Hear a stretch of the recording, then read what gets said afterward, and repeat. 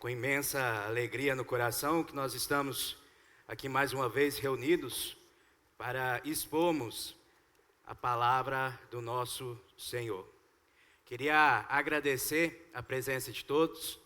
É muito bom ver a igreja e a animação dos irmãos, mesmo em tempos de dificuldades, angústias, em tempos de muita depressão, ansiedade, em tempos de notícias ruins, de desânimo. Mas é bom saber que nós estamos reunidos com o intuito de levantar adorações ao Senhor, mas também aprendemos da sua palavra. Convido a todos que têm as suas Bíblias para que nós possamos dar continuidade na exposição do capítulo 7 de Daniel. Daniel capítulo 7, e nós vamos ler o versículo 19.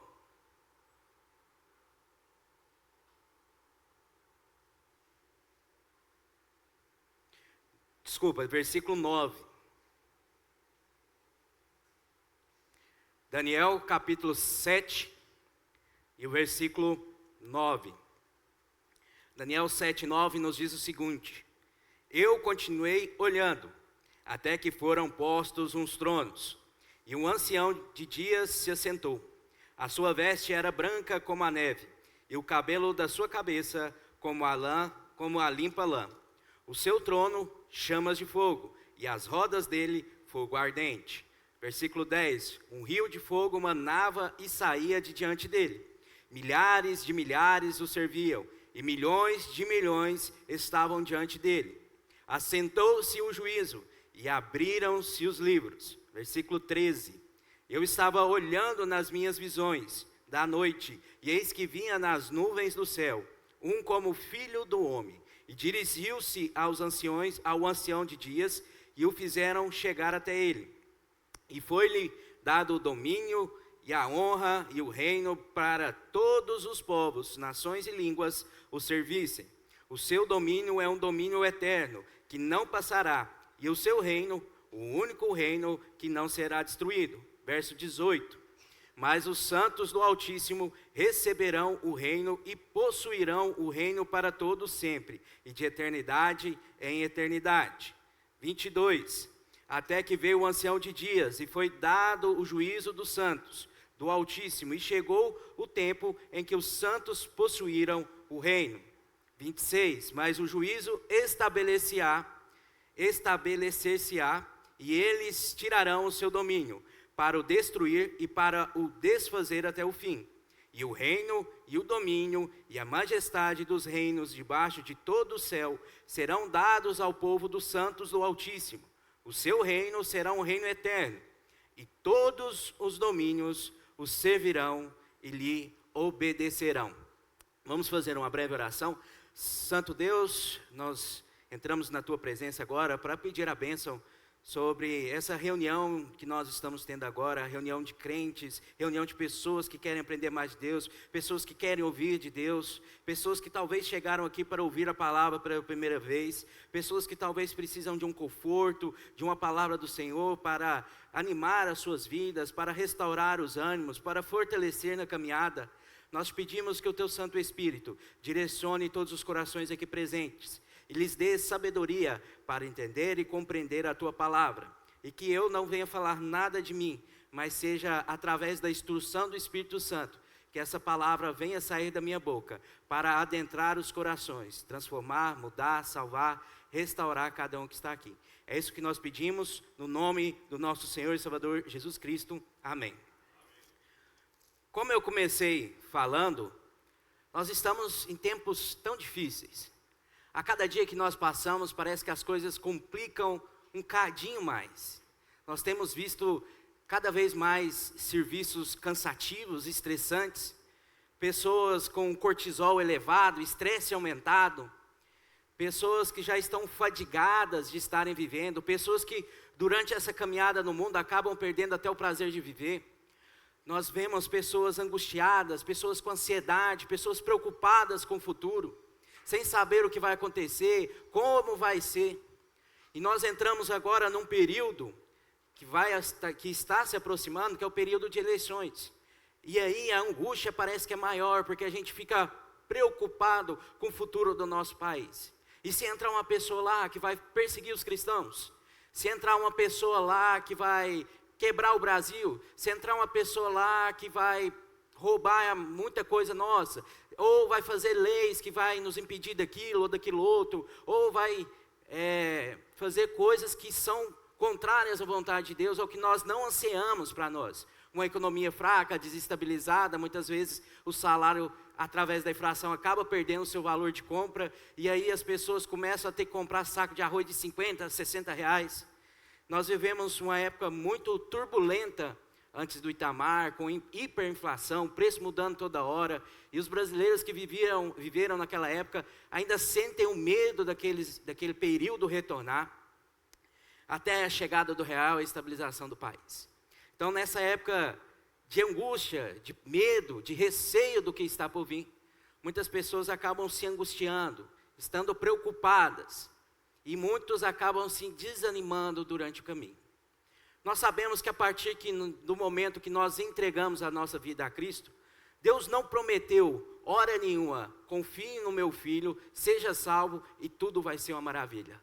Seu caminho não vai mais ter pedras para tropeço, as flores brilharão sem espinhos, o sol não mais queimará a pele daqueles que creram.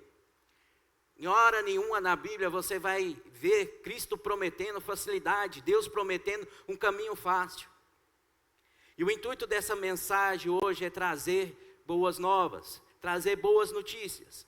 Enquanto nós entramos nos TikToks, quem tem Instagram ou redes sociais que as pessoas têm hoje em dia, até mesmo o YouTube, ou talvez até do jornal da televisão, nós sempre ouvimos notícias ruins.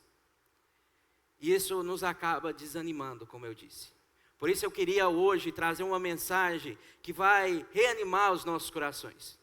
Para saber que no meio do mundo tão dificultoso, no meio do mundo cheio de notícias ruins, ainda há boas notícias. Ainda há notícias que nos trazem esperança. Ainda há notícias que não deixam que nós desanimemos em meio ao caminho. Essas notícias é que restauram a nossa fé. Esse domingo passado eu estava ali em Coronel Fabriciano e no domingo à noite eu estive pregando sobre o Vale dos Ossos Secos de Ezequiel. E nós lembramos de quanto Israel estava abatido, sem esperança, achando que tinha sido abandonado completamente por Deus, porque a sua esperança muitas vezes estava confiada no seu exército, no seu muro, a sua adoração estava baseada no templo, e quando eles viram tudo isso sendo destruído, posto fogo, eles acabaram desanimando e perdendo suas esperanças. Mas hoje eu quero trazer a primeira notícia boa para restaurar a sua fé, para restaurar o seu ânimo, para restaurar a sua felicidade, para sair daqui pensativo, mas feliz por dentro, sabendo que as coisas ainda vão melhorar. Não nesse mundo, mas nós vamos estudar e vamos saber mais um pouco sobre isso. A primeira notícia boa que nós temos para dar, pode passar para o segundo, é que Deus governa a história. Se nós lemos novamente o versículo 9, ele nos diz: continuei olhando até que foram postos uns tronos, e o ancião de dias se assentou. A primeira coisa que nós percebemos aqui é que não está falando de apenas um trono, estamos falando de uns tronos. E nós vamos, no decorrer da mensagem, entender e compreender o que eram esses tronos. Mas continuando lendo, fala que tinha um trono sobre todos esses demais, que era o trono que estava sentado o ancião de dias. Acredito que grande parte de vocês que aqui estão hoje sabe quem é o ancião de dias. Mas talvez tenha alguém que ainda não conhece, não sabe quem é o ancião de dias. Não entendeu essa ilustração de Daniel. Então eu queria expor para você quem é esse ancião de dias. Eu quero te expor quem é o ancião de dias através das suas qualidades narradas nos versículos 9 e no versículo 10. A primeira coisa que fala do ancião de dias é que sua veste era branca como a neve. Nós temos um hino que cantamos que diz: alvo mais que a neve. pelo sangue de Jesus, nós nos tornamos mais alvos que a neve.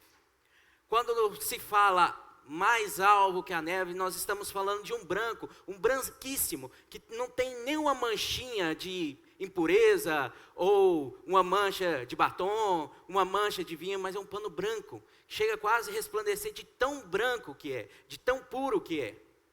Antigamente não, hoje em dia ainda, nós temos casamento que as pessoas, as noivas casam de quê? De branco.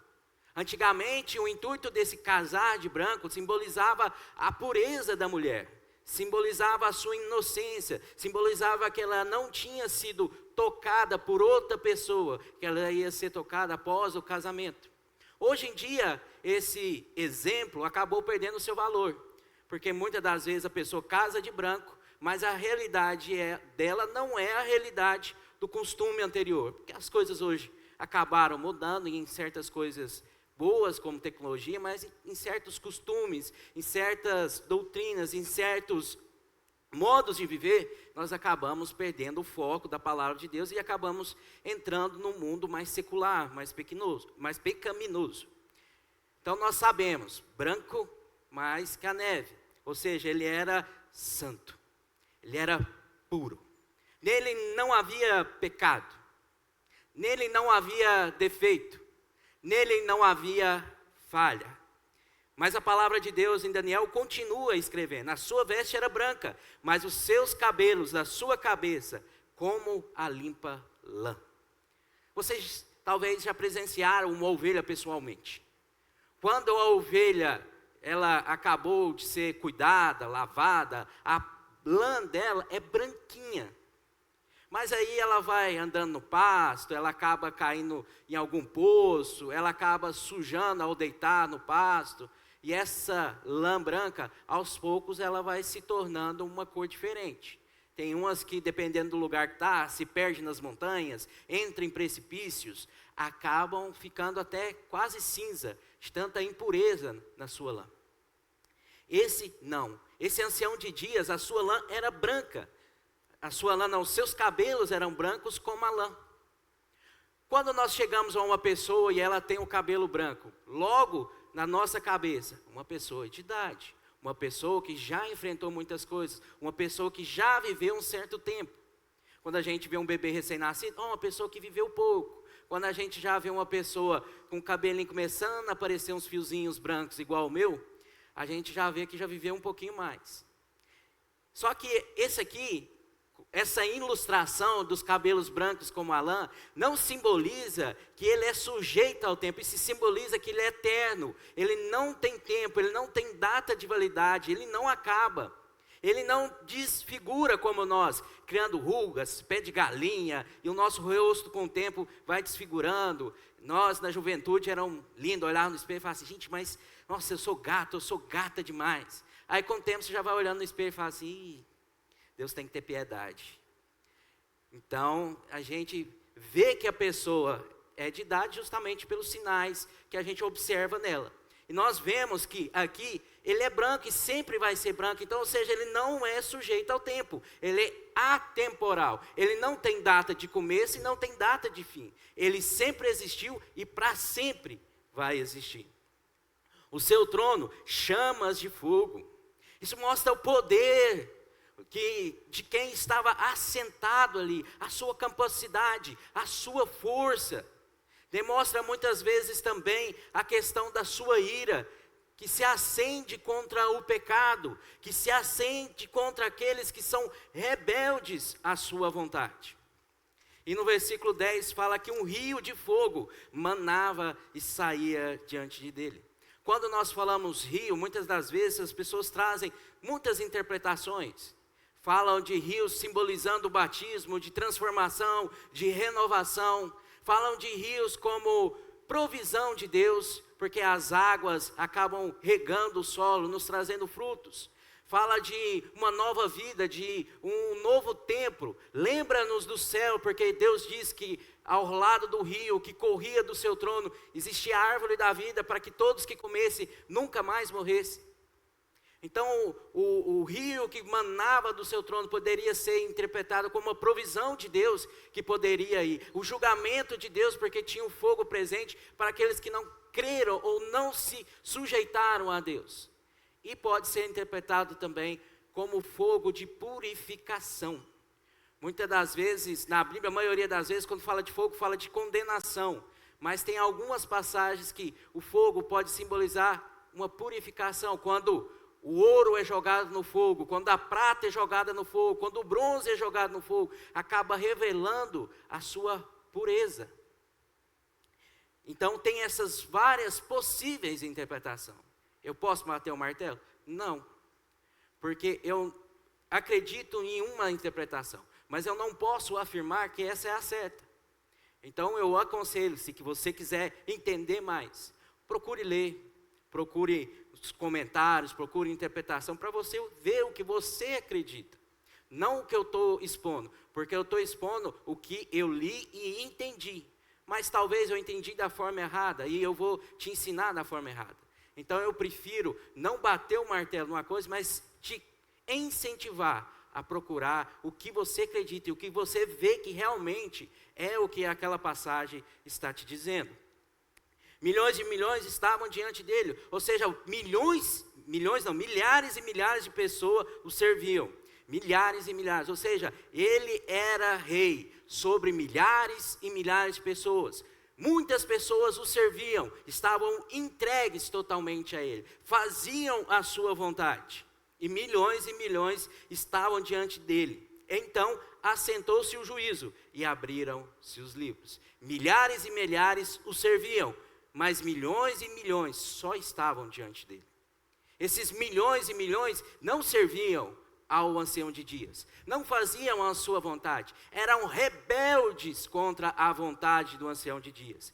E a Bíblia continua falando que ele se levantou como juiz e julgaria esses milhões e milhões. E naquele momento abriram-se os livros.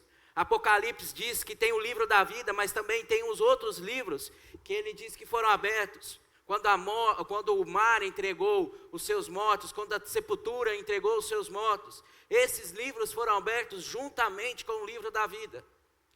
Os nomes que estavam escritos no livro da vida foram abençoados por Deus e poderão desfrutar de todo o que Deus tem preparado. Mas aqueles que não estavam inscritos no livro da vida, como diz Apocalipse 20:15, foram lançados no lago de fogo que arde de dia e de noite. O que nós podemos entender ou compreender nessa passagem que nos fala do ancião de dias?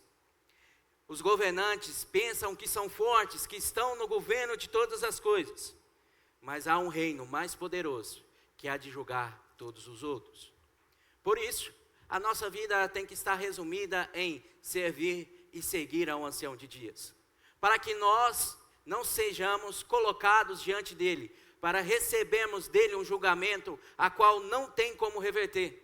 Nenhum advogado diante dele vai poder te salvar de uma condenação decretada por Deus. Deus pode te salvar através da obra de Cristo Jesus, mas antes do juízo começar. Depois que o juízo começou, não há mais salvação para ninguém. O Senhor Jesus Cristo veio para julgar. Segunda boa notícia que nós temos. A primeira é que Deus está no trono e governa todas as coisas, e todas as coisas estão sujeitas a Ele. Cabe em nós, em vez de estarmos ansiosos, desesperançosos, desanimados, nos encorajarmos sabendo, Deus governa todas as coisas. Nada escapa da sua poderosa mão, nada escapa do seu poder, nada escapa da sua influência. Ninguém pode fugir dele. E a segunda notícia é a vinda do Filho do Homem. Como eu pus ali, o reino já foi entregue ao Filho do Homem. Versículo 13 nos diz: e eu estava olhando nas minhas visões da noite, e eis que vinha das nuvens do céu, um como o Filho do Homem. Como o ancião de dias simboliza Deus, quando nós dizemos Filho do Homem, principalmente no Novo Testamento, que a grande parte está falando ali, eu acredito, eu não me lembro, mas eu acredito que não tem nenhuma passagem no Antigo Testamento que fale filho do homem. Mas no Novo Testamento, João falou sobre isso, o próprio Jesus Cristo, quando veio ao mundo, falou sobre o Filho do Homem. E o Filho do Homem simboliza justamente Jesus Cristo. Quando ele diz, veio das nuvens, mostra do lugar que esse Filho do Homem veio. Ele não veio da terra onde existe pecado, mas ele veio de Deus, ele veio dos céus, ele foi mandado dali. Ou seja, ele era puro, ele era santo, ele era irrepreensível, ele era Deus, como o Pai é. Mas veio a este mundo, se humilhou, se fez em forma de homem, para suportar todas as dificuldades e morrer numa cruz, para que nós sejamos salvos. Ele se humilhou até o seu último dia, para que seu exemplo pudesse levar-nos a querer viver uma vida parecida com ele, sede santos, como ele é santo. E não só isso, para transformar, salvar e mudar vidas. O Filho do Homem, ele vai vir com todo o resplendor, com toda a glória, com todo o poder. Apocalipse 1:7 diz, e todo o olho o verá. Da mesma forma que o relâmpago sai do ocidente e se mostra no oriente, assim será a vinda do Senhor. Quando nós vemos a tempestade se formando e faz um relâmpago, não é só ali naquela localidade, só na minha casa que eu estou vendo, mas todos que estão ali naquela região estão vendo o reflexo e o poder do relâmpago. Ou seja, não é só nós crentes que veremos, mas todos verão, crentes e descrentes, a vinda poderosa do nosso Senhor, com todo o poder, com toda a glória, nos quatro cantos do mundo, da Ásia, África, Oceania, América, Europa, todos eles verão a glória de Deus sendo manifestada. Porque não tem como eu e você vivemos na mesma região, um lá no BDA e outro lá na Veneza, mas se fizer um relâmpago de Santa Vitória, todos verão. Então nós não podemos falar que haverá um momento que Deus vai voltar e nós não veremos a Deus. Nós veremos, porque Deus vai vir com glória, com os arcanjos, tocando trombeta. Apocalipse nos diz isso, Tessalonicenses nos diz isso. É a Bíblia que está dizendo, não é eu. Não é eu que creio nisso, não é eu que quero expor isso, mas é Deus falando. Ele nos falou domingo passado que ele virá quando o anticristo se manifestar para destruir o anticristo. E agora ele manifesta falando que o seu filho vai vir com toda a glória, para que todos os homens vejam o seu resplendor e chorem e pranteiem diante de Deus. O Filho do Homem é o nosso Senhor Jesus Cristo. E a Ele foi dado todo o domínio, toda a honra, um reino eterno, todo o poder. Deus estava sentado no trono e cedeu toda a autoridade para o seu Filho, que também é Deus. Então, na nossa concepção de mente, é como se Deus passasse a sua herança para o seu Filho e falasse, agora você governa. Mas a realidade é que a Trindade, Deus, Pai e Filho e o Espírito Santo, sempre existiram, são um. Então, enquanto um está governando, os outros dois também estão. Enquanto Deus está no poder, Jesus e o Espírito Santo também está. Porque não tem como você separar essas três pessoas.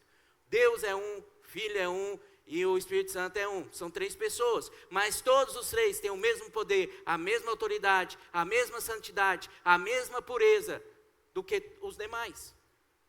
Então, são três pessoas em apenas um Deus. E nós sabemos que agora Jesus Cristo está governando este mundo. E através da obra que ele fez naquela cruz, ele foi o advogado que intercedeu pela população.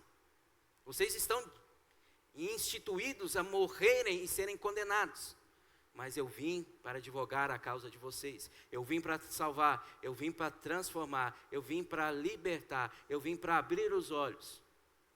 E agora todos nós temos a questão de crer ou não crer. Aceitar, não aceitar. Não aceitar a Deus com palavras, mas de coração. Dr.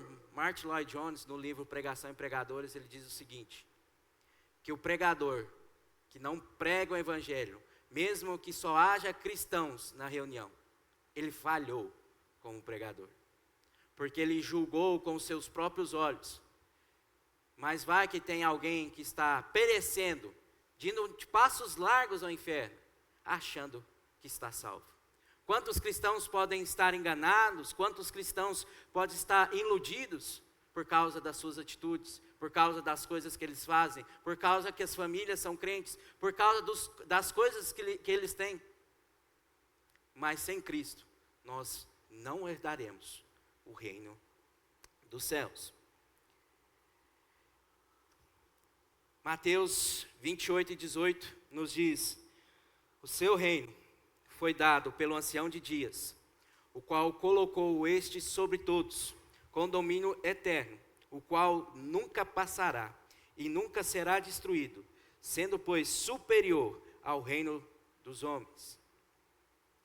O poder concedido do ancião de dias ao Filho do homem, Jesus Cristo, faz com que todos nós, seres humanos, estejamos sujeitos a Ele. Todos nós estamos sujeitos a arrepender-se e receber a recompensa, ou morremos e sermos condenados por isso. Terceira boa notícia, então vamos relembrar. Primeira boa notícia: Deus está no controle de todas as coisas. Não estáis ansiosos ou inquietos, porque Deus controla.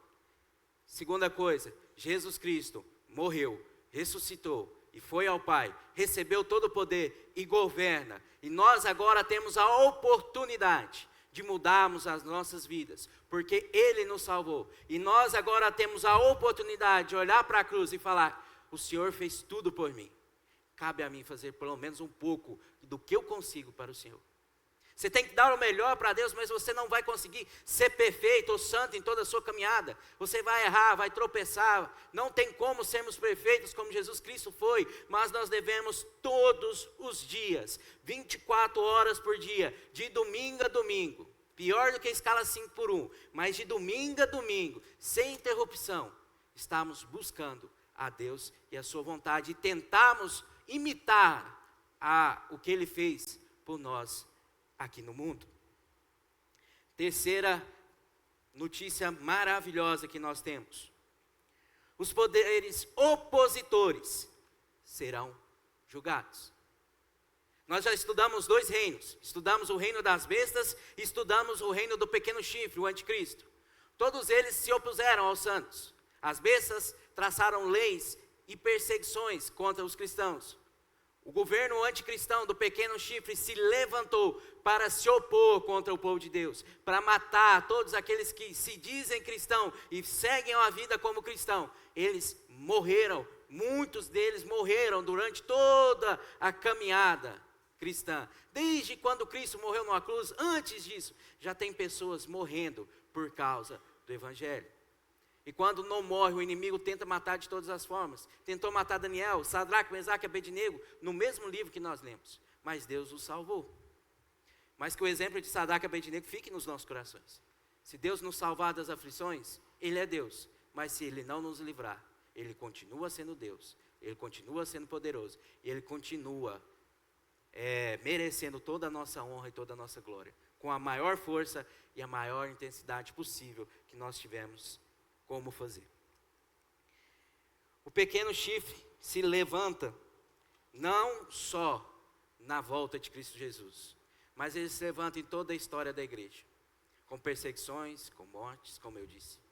Mas haverá nos últimos dias que levantar-se-á o maior perseguidor de todas as histórias, com as maiores tribulações, fazendo com que muitos morram ou desistam de serem crentes.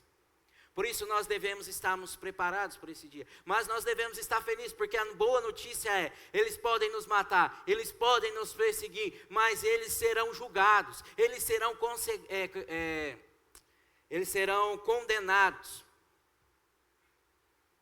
Enquanto nós estaremos desfrutando das coisas celestiais, eles estarão sendo condenados, sofrendo na grande cadeia que Deus preparou para eles, para que eles vivam presos eternamente, que é o lago de fogo. E nós temos algumas lições para tirar a respeito disso. O juízo é de Deus. Não cabe a nós queremos nos vingar ou fazer maldade contra as pessoas que nos fazem mal. Pelo contrário, nós temos que retribuir o mal com o bem.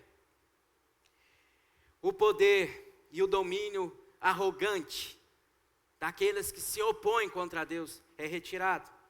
Versículo 26. E eles tiraram o seu domínio para destruir e para o desfazer até o fim.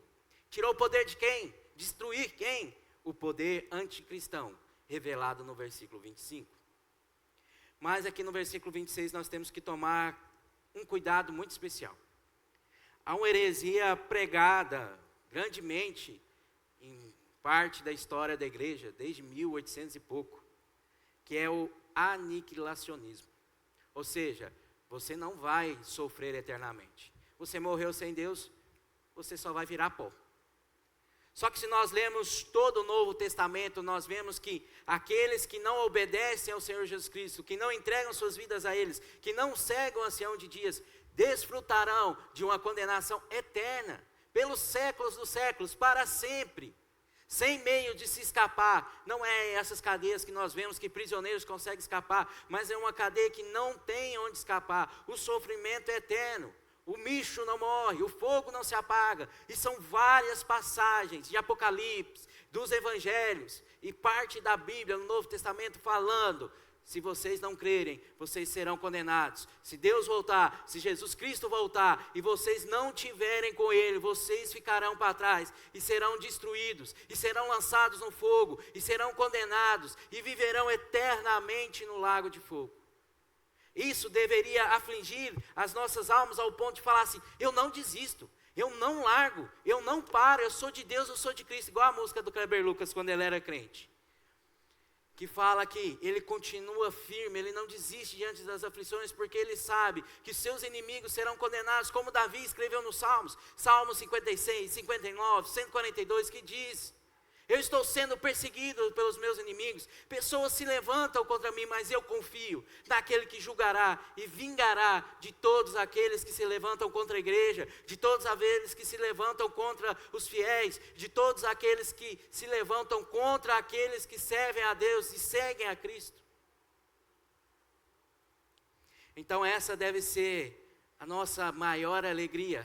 Deus está no controle, eu não preciso preocupar com nada. Jesus Cristo tem todo o poder e autoridade. Ele vai me livrar, Ele que vai me salvar.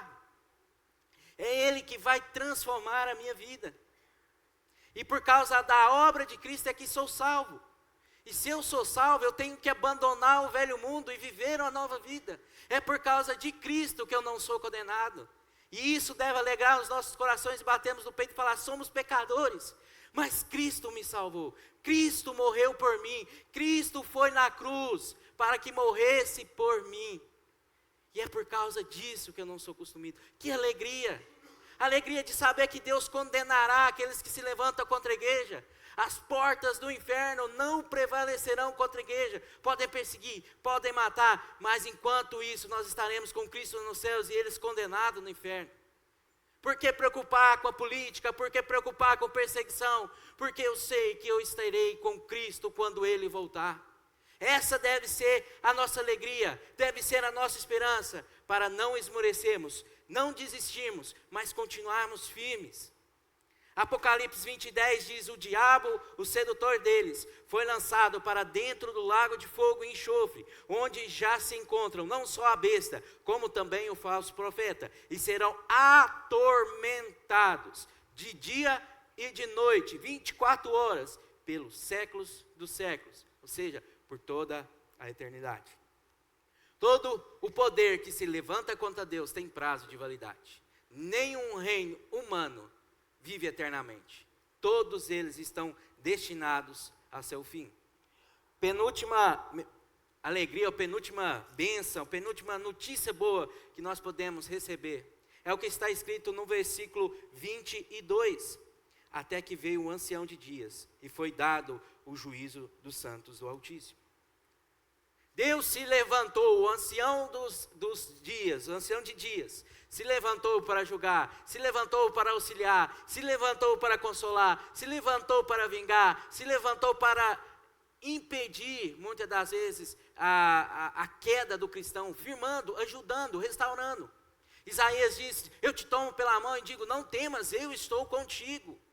23:4, Salmos 23:4, ainda que eu andasse pelo vale da sombra e da morte, eu não temeria mal algum, eu não tenho medo, eu estou passando dificuldade, talvez na minha casa não tenha comida, talvez eu estou desempregado, talvez eu estou passando um perrengue financeiro tremendo, talvez eu estou desanimado, uma ansiedade consome o meu coração, eu choro todos os dias, eu fico preocupado, a depressão tem invadido o meu peito, eu estou desanimado, eu perdi o prazer de viver.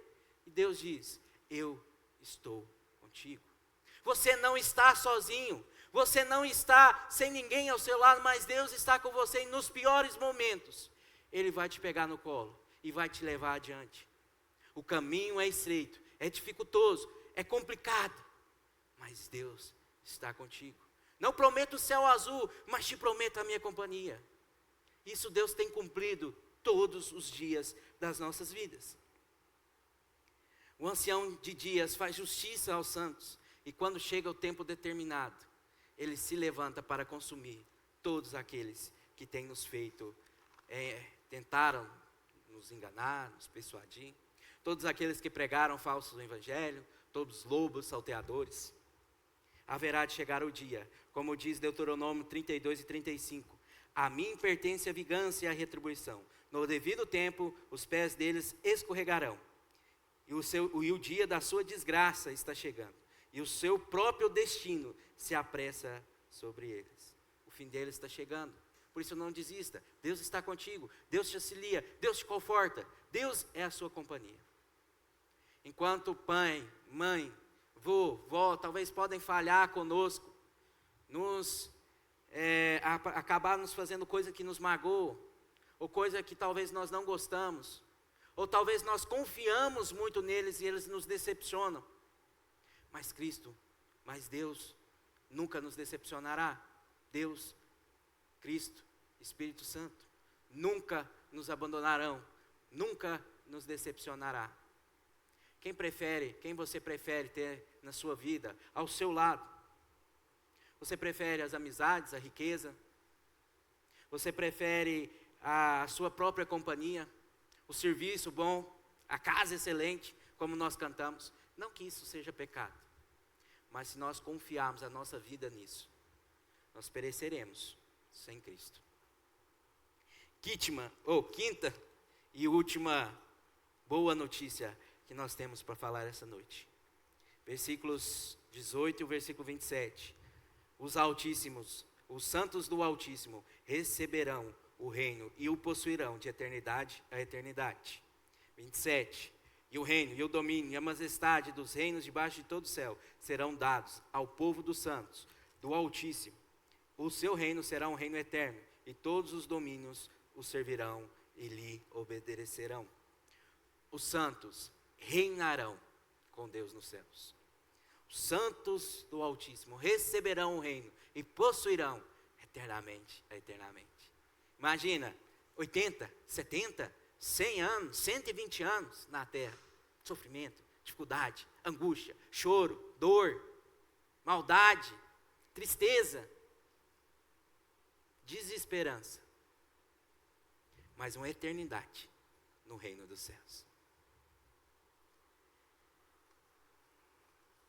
Nossos corações deveriam se alegrar por saber disso.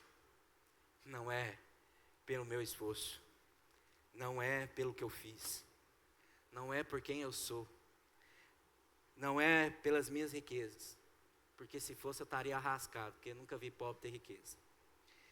Mas são momentos difíceis, eu sei, perturbadores, eu sei, amedrontadores, eu sei que você passa muitas coisas, não imagino tanto, mas Deus sabe.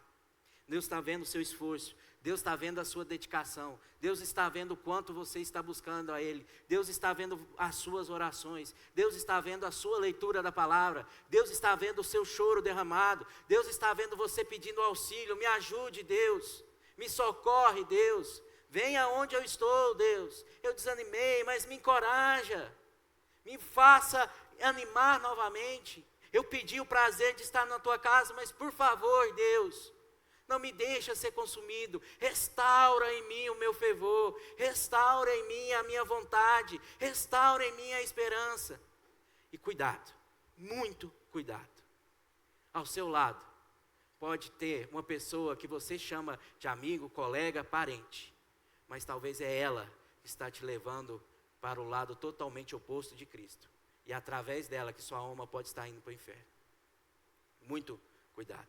Cuidado com as pessoas que você coloca do lado. Cuidado com as pessoas que você confia. Pode ser a pessoa mais linda por fora. Pode ser um bom amigo, pode ser uma pessoa fiel, pode ser uma pessoa que faz coisa boa, mas cuidado. Pode ser até uma pessoa cristã. Infelizmente, nos últimos tempos para cá, eu venho vendo tantos relatos de pessoas que se desviaram, porque pessoas que estavam dentro da igreja lhe deram conselhos negativos. Ele saiu e levou mais alguns com eles. Cuidado, gente, nós sabemos que o inimigo usa até as pessoas de dentro da nossa casa, de dentro da igreja. Cuidado, se as pessoas estiverem te desanimando, afaste dessas pessoas. É melhor perder a amizade, é melhor perder a sua, talvez, companhia aqui na terra. É melhor você, talvez, perder tudo que você tem, talvez as coisas que você possuiu. Mas é melhor você ficar sem nada do que ficar sem Deus. Talvez as pessoas te dão reconhecimento, as pessoas te bajulam e você se sente soberbo às vezes, sente altivo. Fala assim, não, eu sou bom mesmo. Então cuidado com esse tipo de pessoas. Cuidado com quem você está perto. Para finalizarmos, Colossenses 3:24. Recebereis o Senhor o galardão da herança, porque Cristo o Senhor servis. O destino do povo de Deus não é a derrota, mas sim o reinado eterno com Cristo.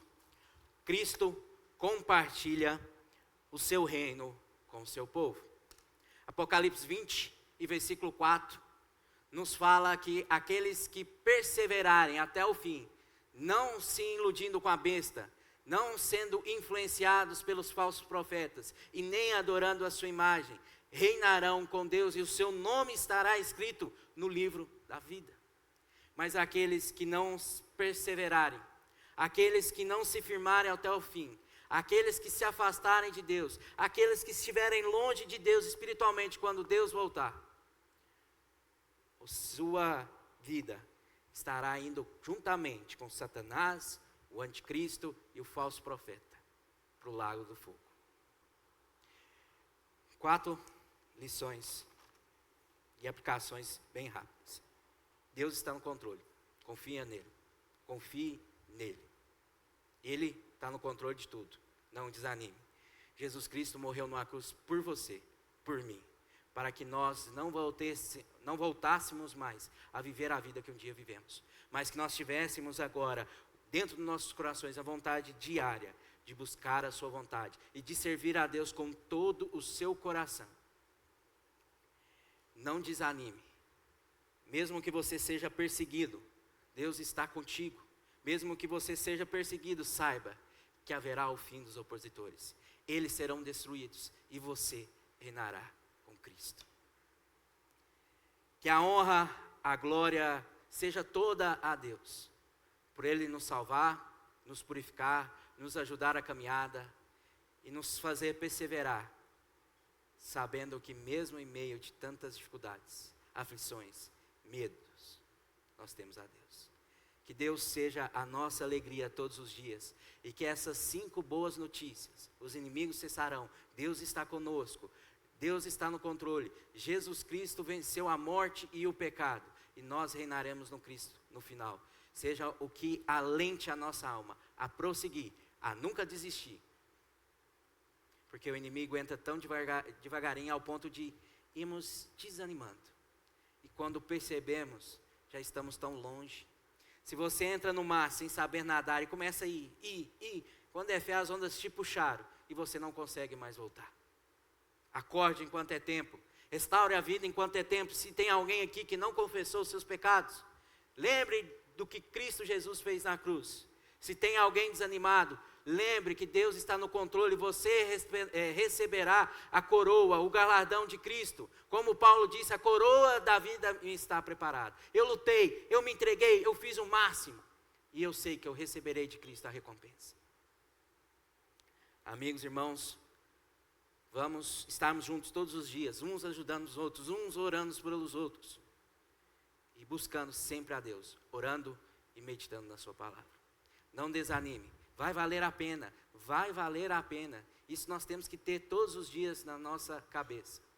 Se você corre uma maratona de 42 quilômetros, mas depois no final você ganha o prêmio, todo o sacrifício, o treinamento que você teve para chegar ali, valeu a pena. Se você tem 1 milhão hoje na conta, valeu a pena todo o esforço. Quantas pizzas a menos, quantos hambúrgueres a menos, quantas viagens a menos, quantos gastos desnecessários a menos. Enquanto todos estavam vivendo na regalia, jogando dinheiro para o alto, você estava economizando. E se você tem o que tem hoje, é através desse esforço, dessa dedicação e da sabedoria de Deus. Vai valer a pena. E se Deus quiser, logo, logo Ele vai voltar. E nós poderemos ver Ele face a face e cantar: Santo, Santo, Santo é o Senhor. Amém.